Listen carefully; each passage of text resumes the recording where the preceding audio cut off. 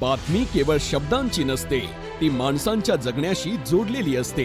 ग्रामीण भारतात संवाद म्हणजे केवळ माहिती नव्हे, तर संघर्षाची, प्रश्नांची आणि बदलाची नोंद असते। अशाच ग्रामीण वास्तवाला आवाज देणाऱ्या एका पत्रकाराचा हा प्रवास आहे। 11 एप्रिल 1982 अहमदनगर जिल्ह्यातील नेवासा तालुक्यातील भेंडा गावात एका शेतकरी कुटुंबात जन्म झाला।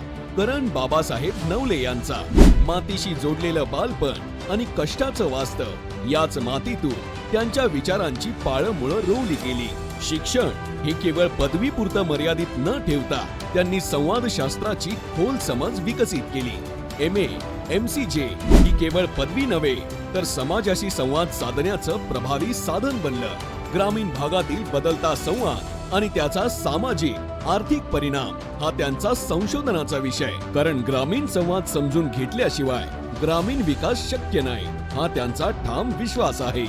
गेल्या 23 वर्षांपासून अहमदनगर जिल्ह्यातील पत्रकारितेचा अविभाज्य भाग पुण्यनगरी, सकाळ, लोकमत या नामांकित वृत्तपत्रात सब एडिटर म्हणून त्यांनी काम केलंय। बातमी केवळ छापणं नव्हे, तर समाजाला जागं करणं हीच त्यांची पत्रकारिता।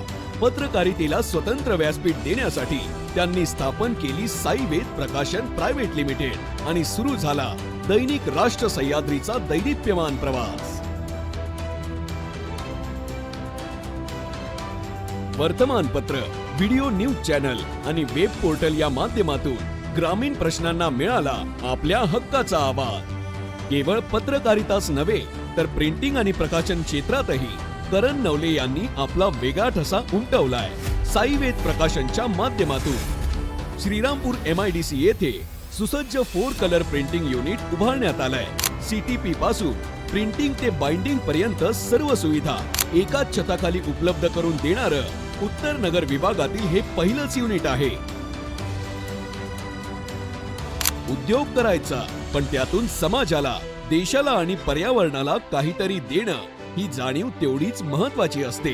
याच विचारातून CAD5 या कंपनी सोबत करार करून महाराष्ट्रभर कार्बन सेंटर सुरू करण्याचा उपक्रम त्यांनी केलाय। वाहनांमुळे होणारं कार्बन उत्सर्जन कमी करणं हा या उपक्रमामागचा मुख्य उद्देश आहे।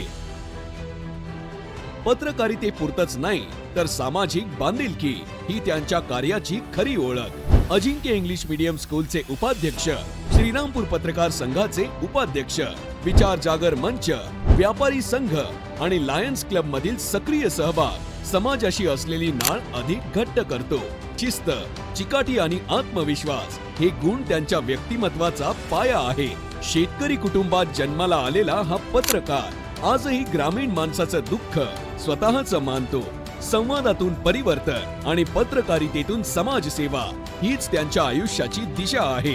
ग्रामीण संवादाचा बदलता चेहरा आणि त्यामागे उभा असलेला एक सजग पत्रकार करण बाबासाहेब नवले ही केवळ एक कहाणी नाही, तर ग्रामीण भारताच्या आवाजाची ओळख आहे।